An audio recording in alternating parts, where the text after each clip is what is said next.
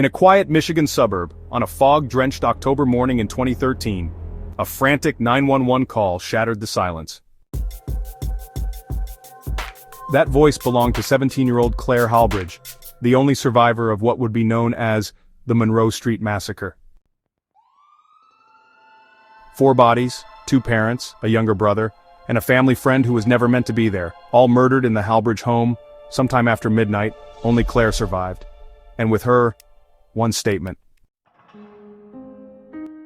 Police arrived to a scene that defied logic. The house was untouched from the outside, no signs of forced entry, no valuables missing, no security footage, no witnesses, except Claire. She told officers she had woken up to the smell of smoke, found her family butchered, and claimed she saw someone standing in the hallway. Tall, black hoodie, I only saw the back, I swear I did, then they ran. Her voice trembled, eyes bloodshot, hands shaking. Detectives believed her at first, but within hours, the evidence started talking. There was no smoke, no fire, only the faint scent of bleach. The doors had been locked from the inside, all windows sealed. There were no fingerprints, no DNA, except Claire's. Then came the knife, found in the dryer, still wet, still red, wrapped in one of Claire's hoodies. Crime scene analysts were, baffled. The wounds didn't show panic, no defensive marks. They were executed in their sleep, except the family friend. He fought. But Claire had no injuries, no scratches, not even a bruise. Still, without a confession, the case was, shaky until that one statement. From an unexpected source, 15-year-old Samantha DeWitt, Claire's ex-best friend, she walked into the precinct 3 days after the murders. She talked about it. Not like a plan, but like a fantasy. Like she wanted to know what it'd feel like. Said she felt invisible. Said if her family vanished, maybe she'd finally matter. That was enough. Police brought Claire back in. This time she didn't cry. She didn't shake. She asked for a lawyer. The trial began in 2015. The prosecution painted Claire as a cold, calculating teen living in the shadows of a perfect family. Jealous, isolated, lonely. The defense argued mental illness, that she had no motive, no memory.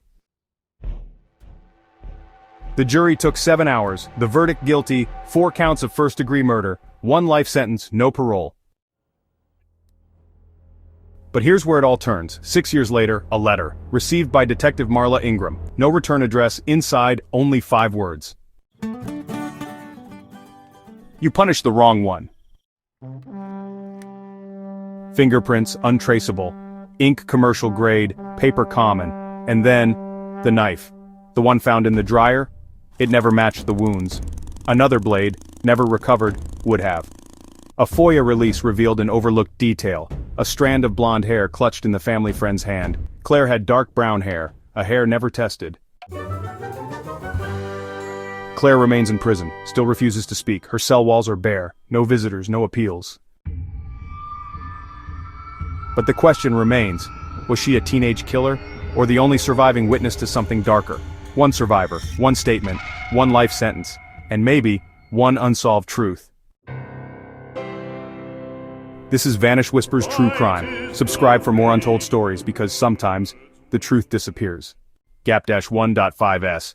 Before we close, we leave you with a chilling piece of evidence, the original police radio transcript from the night of the murders. The following is a reconstruction using actual call logs and dispatch audio. Dispatch, female, steady. Unit 12, report location. Officer Harris, male, breathless. Dispatch, this is 12, arriving at 1047 Maple, lights are on inside, no movement. Dispatch, copy, Unit 12, proceed with caution. Sound, faint static, a distant thump. Officer Harris, nervous. Dispatch, there's something off. Front door is ajar, I can see. Pauses. Blood on the floor. Requesting immediate backup. Dispatch. Backup en route. Do not enter alone, 12. Sound. A low, indecipherable whisper in the background. Officer Harris. Voice trembling. Did you hear that? There's a noise, like someone whispering. Can't make it out. Dispatch. Negative, 12. Repeat negative. What do you see? Officer Harris. I'm moving in. Shaky breath. There's a abrupt static. Dispatch, I think I see someone in the hallway. Wait, it's sharp crash, silence. Dispatch, urgent. Unit 12, respond. Unit 12, do you copy? Sound whisper grows louder then cuts off suddenly. To this day, no one has been able to explain the cryptic whispers captured on that recording. Was it fear, confusion, or something else entirely? The truth, it seems, vanished with the night. Gap-1.5s. But before we end, there's one more account that lingers in the shadows of the Halbridge murders, a statement that was quietly filed, then quickly forgotten. Gap-1s. That morning, as police swarmed the scene, a neighbor across the street, Mrs. Evelyn Parker, watched from her window. In her official statement, she described seeing a tall, shadowy figure slipping out the back door of the Halbridge house just as the first light crept over the horizon. Gap-1s. It moved fast, almost gliding, she told officers. I couldn't see a face, just a long coat and a hat pulled low. Whoever it was, they didn't want to be seen. Gap-1s. Yet with no security footage, no footprints, and no other witnesses, Mrs. Parker's account was quietly set aside, dismissed as a trick of the early morning light, or perhaps the product of a frightened mind. Gap-1s. Still, her words echo in the silence left behind. Was there someone else at the Halbridge house that night, or was it simply the mind's attempt to make sense of the senseless? Gap-1s. The truth remains elusive, haunting the edges of this unsolved case, as fleeting and mysterious as the figure Mrs. Parker saw at dawn. But then a startling discovery shifts the shadows once again. Months after the trial, during a routine inventory of Claire's personal belongings, a detective uncovers a small, leather-bound journal wedged behind a loose floorboard in her room. Its pages, filled with frantic handwriting, reveal a side of Claire never seen in court. The entries start innocently enough, mundane notes about her daily routine, but soon, the tone darkens. Claire writes of sleepless nights haunted by recurring nightmares. She describes a persistent sense of being watched, her paranoia growing with each passing entry. Over and over she mentions a figure she calls the Watcher, a presence she feels lurking just beyond her sight, especially at night. One chilling passage reads, I see him in the window, in the mirror, in the corners where the light won't reach. No one believes me, but he's there, always there. Was Claire unraveling under the weight of fear, her mind conjuring threats in the darkness? Or was the Watcher something real, someone who slipped through the cracks of the investigation? The journal raises more questions than answers. Was Claire a victim of her own mind, or was she warning of a danger no one else could see? The mystery deepens, and the truth grows ever more elusive. Detective Marla Ingram sits alone in her dimly lit kitchen, the clock ticking past midnight. Her hands tremble as she sifts through case files spread across the table, photographs, statements, Claire's journal, all marked with her own scribbled notes. The case has long since closed, but for Marla, closure remains out of reach. Her family tiptoes around her growing obsession. Her teenage son, once eager to share stories from school, now lingers at the doorway, unsure whether to interrupt. Her partner leaves dinner on the stove, quietly hoping Marla will remember to eat. But night after night, Marla is consumed by questions that refuse to let her rest. She replays every testimony in her mind, searching for what she missed. The Watcher, the inconsistencies, the feeling that something, someone, slipped through the cracks. The haunting entries in Claire's journal echo her own doubts. Was justice truly served, or has the real threat vanished into the shadows? Unable to sleep, Marla stands at her window staring into the darkness beyond her backyard. She wonders if Claire's paranoia was contagious, or if the Watcher is out there still, watching her now. The line between obsession and intuition blurs, and Marla's determination hardens. She vows to keep digging, even if it costs her the peace of her own home. For Detective Ingram, the case is far from over, and the truth may be closer and more dangerous than anyone dares to imagine. After years of relentless pursuit, Detective Marla Ingram's obsession finally bears fruit. A new DNA analysis made possible by recent advances in forensic technology is run on the blonde hair found at the crime scene, evidence that had stymied investigators for years. The result, a match, not to Claire, not to any of the known victims, but to someone shockingly familiar. The suspect is identified as Michael, the family's longtime neighbor and close family friend.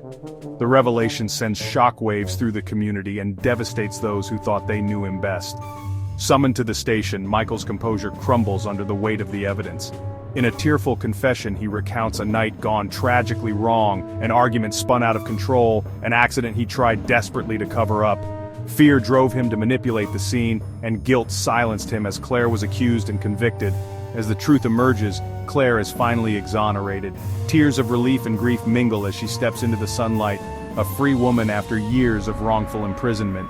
Detective Ingram watches from a distance, her obsession now justified but bittersweet. The victims' families gather, some finding closure, others still grappling with loss, but for the first time, the true story is known. In the aftermath, Marla returns home to her family. She embraces her son, her partner, and for the first time in years, sits down to dinner. The shadows that haunted her begin to lift, replaced by the quiet satisfaction of justice finally served. The case is closed, the watcher unmasked. And for everyone touched by tragedy, the long journey toward healing can finally begin. Just as the dust begins to settle and the town breathes a collective sigh of relief, a new twist emerges. Detective Ingram receives an anonymous letter, its contents cryptic yet compelling. The writer claims to have been near the scene on the night of the tragedy, witnessing something that never made it into the official reports. The detective arranges a discreet meeting in a dimly lit cafe. There, a nervous young woman named Riley steps out of the shadows. With trembling hands, she shares her account. On the night of the crime, she saw Michael leaving the house, but he wasn't alone. Riley insists she glimpsed another figure, someone the investigation never identified, slipping away into the darkness. Her testimony contradicts Michael's confession and raises unsettling questions. Was Michael truly acting alone, or is there still a missing piece to this puzzle? Detective Ingram's mind races as she replays the evidence, now clouded by doubt. The certainty of justice achieved begins to unravel, replaced by a renewed sense of suspense and lingering uncertainty. As the scene fades, viewers are left wondering, is the case really closed, or has a deeper truth yet to be uncovered? Inside the cold, unyielding walls of her cell, Claire sits alone on the narrow cot. The world outside moves on, but time here has a different rhythm, slow, heavy, relentless. Shadows stretch across the floor as dusk falls, mirroring the memories that haunt her mind. Claire's thoughts spiral. How did it come to this? She wonders, her inner voice trembling with exhaustion. A flashback flickers, laughter at the dinner table, sunlight streaming through the kitchen window, the warmth of her family's embrace. The images are vibrant, almost tangible, then suddenly, they're snatched away, replaced by the chaos of that night. Sirens, shouts, cold metal cuffs. The sense of injustice, of being unheard, crashes over her again and again. She replays every moment, searching for something she missed. If only I'd noticed the signs. If only I'd fought harder to prove the truth. Each memory is a double-edged sword, both a comfort and a torment. In the silence, Claire's resolve wavers. She questions her own sanity, her sense of self slowly eroded by isolation and doubt. But beneath the pain, a flicker of hope remains. Someone out there must believe me, she tells herself.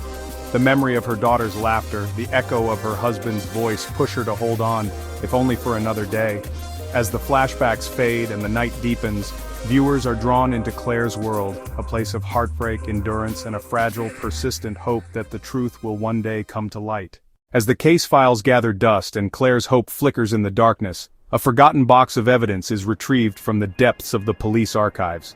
Inside, a single, overlooked fiber, barely visible to the naked eye, catches the attention of a new forensic analyst, Dr. Harper. Under the sterile glow of the lab lights, Dr. Harper gently lifts the fiber with tweezers, her breath catching as she realizes it doesn't match any material found in the DeWitt home. The voiceover tightens. A synthetic blue thread, embedded in the carpet near the back door, overlooked during the original sweep. It doesn't match any of Claire's clothing, nor the victim's. Its presence raises a chilling possibility. Someone else was there. As the analyst runs tests, the results reveal something extraordinary. The fiber contains traces of a rare chemical used only in specialized uniforms, a detail that had never surfaced before. The revelation ripples through the investigative team, reigniting dormant suspicions and forcing detectives to reconsider every assumption. Cut to evidence boards being rearranged, new connections drawn in red string. The narrative shifts. If this fiber belonged to an unknown intruder, what else was missed? What secrets still lie hidden in plain sight? With this discovery, the entire investigation pivots. The audience is left breathless, knowing that the truth may be far more complex and dangerous than anyone imagined. Detective Ingram sits alone in his dimly lit office, stacks of case files looming like silent accusations. The camera lingers on his weary eyes, bloodshot from countless sleepless nights. He pores over the new evidence, hands trembling, not from excitement but from exhaustion and doubt. The voiceover softens, revealing a man unraveling. For Detective Ingram, this case is more than just another file. It's a shadow that trails him home, slipping between the cracks of his marriage and stealing moments from his children. He can't let it go, not when every missed clue feels like a personal failure, not when Claire's fate gnaws at his conscience. Cut to Ingram snapping at a colleague, his frustration boiling over. Later he sits in his car outside his darkened house, unable to face his family. The voiceover continues.